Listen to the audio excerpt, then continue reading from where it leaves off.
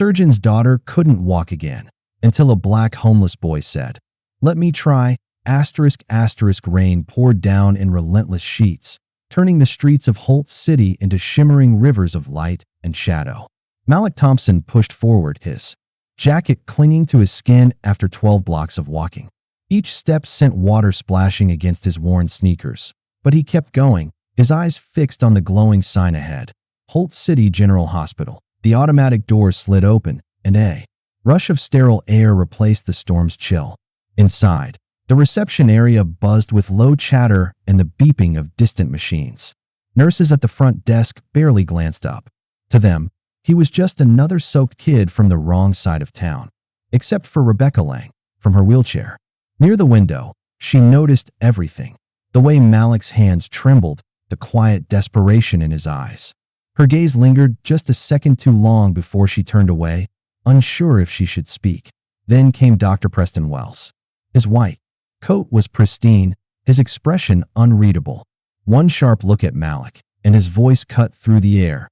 "Security will handle it," he muttered, already moving past, as if Malik's presence were nothing more than a disruption to be swept away. But Malik wasn't here by accident. He was carrying something no one in this hospital could afford to ignore. Rebecca Lang sat motionless in her wheelchair, her eyes glassy, her body unresponsive. The hum of the hospital machines was the only rhythm in the room. Malik Thompson stood quietly at her side, taking in every small twitch of her fingers, the faint movement in her jaw. Then, without warning, the silence broke. "Friend," she whispered. The word was fragile, barely there, but it carried the weight of 2 years of silence. A nurse froze mid-step. Dr. Preston Wells, standing near the doorway, turned sharply, his brow furrowing. Malik crouched down so that his eyes were level with hers. "You said something," he said gently, his voice calm but charged with certainty. "You know I am here to help you." Rebecca's lips trembled as if she wanted to speak again, but the words got stuck somewhere between her mind and her mouth. Dr. Wells cleared his throat, stepping in with a dismissive tone. "This is nothing unusual. Reflexive speech patterns can occur in patients with cerebral palsy. Do not read too much into it." Malik did not even look at him.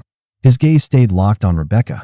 "She does not have cerebral palsy," he said, quietly but firmly. "This is neuromotor disconnection syndrome." The term hung in the air, unfamiliar to most in the room. Wells scoffed. "That is not a recognized diagnosis in any credible medical database." "I would know." Malik finally turned to face him. "That is because most doctors do not see it. They do not look closely enough. The brain and the body are speaking two different languages. The signals are there. They just are not being translated correctly." A murmur spread among the nurses. Some leaned in, curious. Others shook their heads, unwilling to entertain the idea. Wells crossed his arms. "And I suppose you are the translator?" Malik did not answer immediately. Instead, he reached for a small notebook in his jacket pocket. The pages were filled with diagrams, hand-drawn sketches of neural pathways, and notes written in tight, precise handwriting. He turned the book toward Rebecca, showing her a simple pattern of lines and dots. "Can you follow this with your eyes?" he asked softly. Rebecca's gaze shifted slowly, but she traced the pattern perfectly. Malik smiled faintly. "See? Her cognitive recognition is intact. The issue is not in her mind. It is in the bridge between her brain and muscles." Dr. Wells bristled. "You are making wild assumptions. This hospital does not operate on theories. From outsiders." Malik's expression remained steady, but his words carried an edge. "Sometimes outsiders see what insiders miss. The difference is, I am willing to stand here until she can prove it herself." Rebecca's hand twitched against the armrest. Malik noticed instantly. He gently took her hand, guiding her fingers toward a nearby pen. Her grip was weak, but with his steady encouragement, she managed to lift it slightly before it slipped. From her grasp, it was a tiny movement. But it was not nothing. The room went still. Even Wells's eyes narrowed, as if he was seeing something he could not explain. Malik leaned closer to Rebecca. "We are going to get you back," he promised. "One signal at a time." For the first time in years, Rebecca's lips curved into the faintest shadow of a smile. Wells looked away quickly, masking whatever flicker of doubt had just crossed his face. But in that moment, one thing was clear: Malik Thompson was not going to walk away. and Rebecca Lang was not going to remain voiceless forever. The question was not if she could recover. It was whether anyone in this hospital was ready to believe it, and that question was far from answered. Thunder rolled over Holt City like a warning that refused to be ignored. Malik Thompson stood in the hospital's west corridor, watching the rain streak across the glass. Rebecca Lang sat beside him in her wheelchair, her eyes darting nervously toward the nurse's station. Her voice trembled as she spoke. "They are hiding something, Malik, something bad." Malik leaned closer, lowering his voice. "What do you mean?" She swallowed hard. "Preston Wells. I overheard him. He's moving hospital pension funds, shifting them into his personal accounts." The words hung in the air like a live wire. Malik's mind snapped to attention. He had seen enough in his neighborhood to recognize a scam when it was unfolding in plain sight. If this is true, every single nurse, doctor, and maintenance worker here could lose everything they've worked for. He said that Rebecca's fingers gripped the armrest of her chair.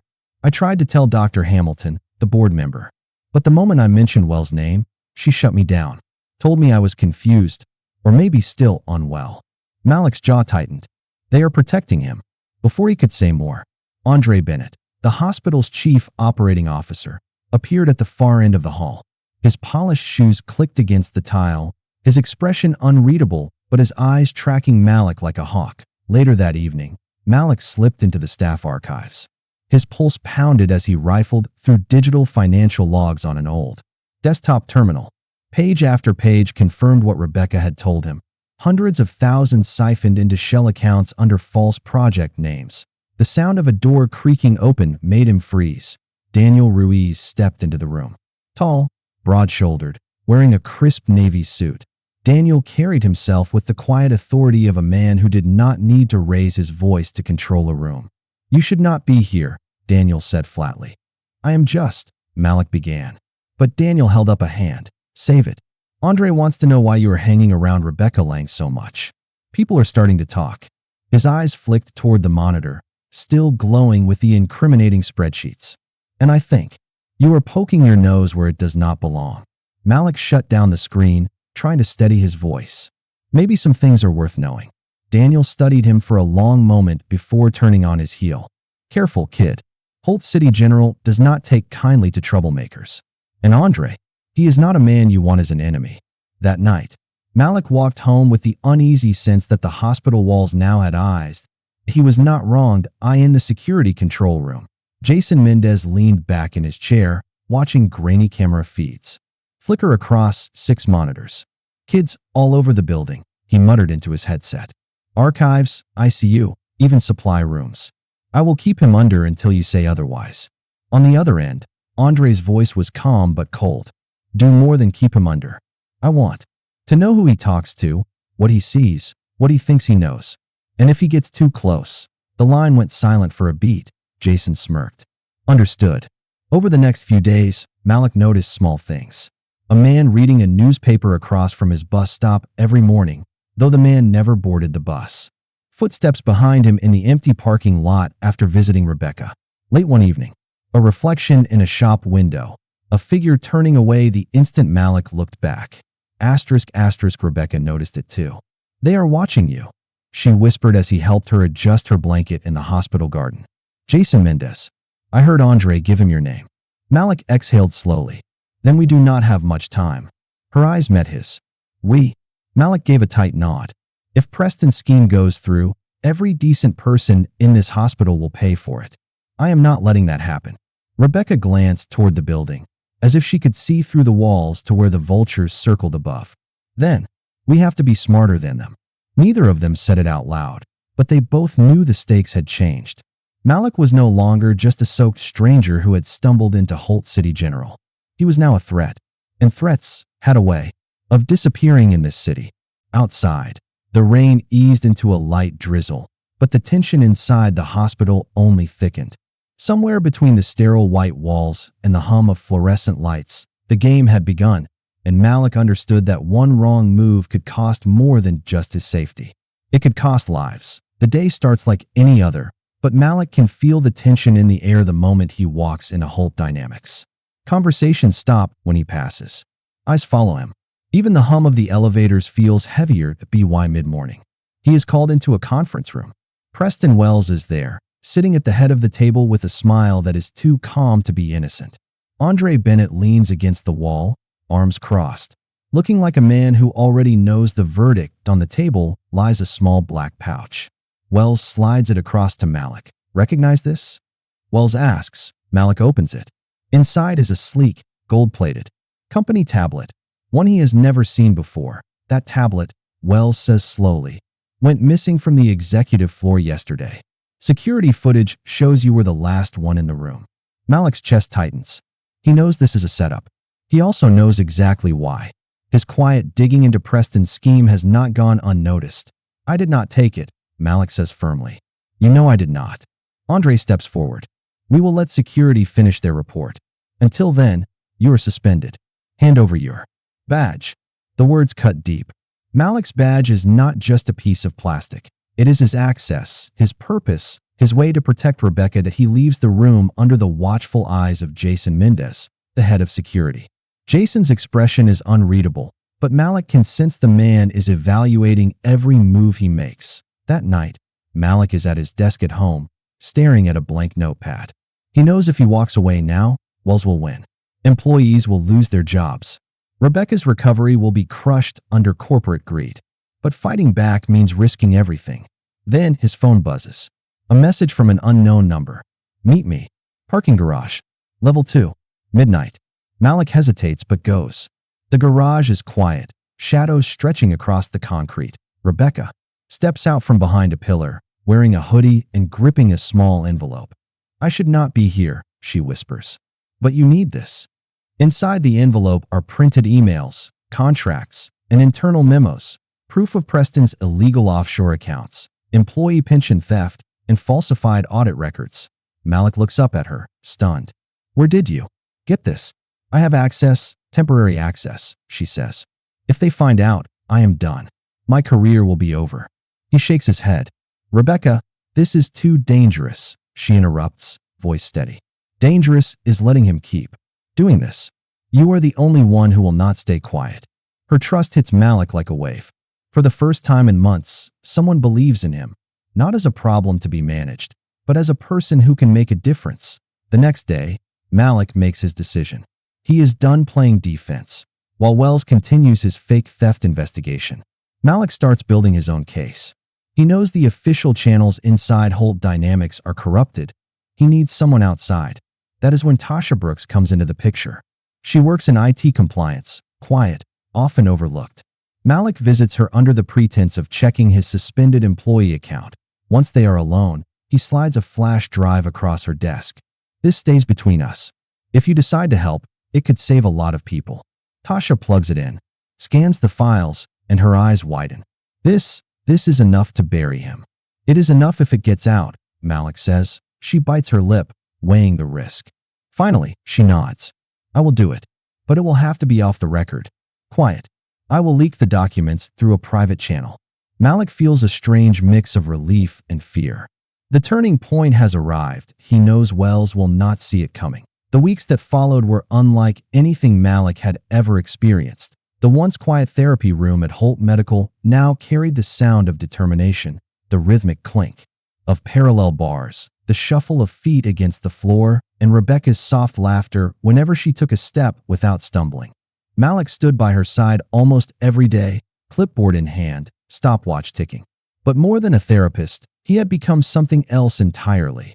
A friend, a mentor, a piece of her courage. Rebecca gripped the bars, her knuckles white. Malik's voice was calm, steady, eyes forward. "Feel your legs move under you, not just your feet. 1-2 step." She took a shaky stride, then another. Her breath hitched, but she did not stop. From across the room, Tasha watched with a proud smile. Her decision to leak those documents had cost her her position at Preston's department, but the relief in her eyes said it had been worth it. Preston, Wells' illegal scheme had been exposed, and while the company tried to spin the story, the damage was done. He had been placed under investigation and removed from his leadership role. Rebecca's progress became a kind of quiet rebellion, proof that Malik's methods worked. Despite the doubts, the mockery, the resistance. Montage. Rebecca standing without the bars for the first time, her knees trembling as Malik counted down from 3. A close-up of her sneakers hitting the treadmill belt, Malik adjusting the speed. One notch at a time. The moment she ran, not fast, not graceful, but free, her hair loose, her cheeks flushed with life. The footage spread quietly among staff, then patients, then outside the hospital. People began to ask questions about Malik's methods and the condition he had diagnosed, neuromotor disconnection syndrome. Other families reached out, desperate for the same hope. One cold afternoon, Malik walked into the Bennett household for dinner and never left. Andre, who had once been suspicious, now welcomed him like family. He had seen the way Malik stood by Rebecca and how Rebecca had begun to live again. In a soft, almost awkward exchange over the kitchen table, Andre said, "You know, you do not have to keep renting that tiny apartment." Malik smiled cautiously. "What are you saying?" Andre exchanged a look with his wife. "We're saying, you're family now. If you want to stay, this is home." Malik's throat tightened. For years, he had been moving from place to place, carrying nothing but a duffel bag and a stubborn belief that he could make a difference. Now, for the first time, he belonged somewhere. Months later, the grand opening of the Tasha Brooks Center for Neuro Rehabilitation drew a crowd that spilled into the hospital courtyard. The building gleamed with glass walls and sunlight pouring in, a place designed to feel open, not like the closed-off, sterile rooms Malik had once worked in. Reporters filled the steps, microphones raised. Tasha stood at the podium, her voice steady but emotional. "This center is more than bricks and equipment. It is proof that when you choose truth over comfort and people over profit, you can change lives." Malik Thompson changed lives. And Rebecca Lang reminded us what courage looks like. Rebecca, now walking with perfect balance, stepped forward to cut the ribbon. The crowd erupted in applause. Malik stood in the back, hands in his pockets, quietly watching. He did not need the spotlight. Rebecca was the story. But when she caught his eye, she mouthed the word that had started it all, friend. And for Malik, that was enough. The morning sun spilled through the tall glass windows of the Tasha Brooks Center for Neuro Rehabilitation, casting warm golden light over the bustling lobby. The once new building now stood as a symbol of hope, its walls filled with framed photos of smiling children who had reclaimed their futures.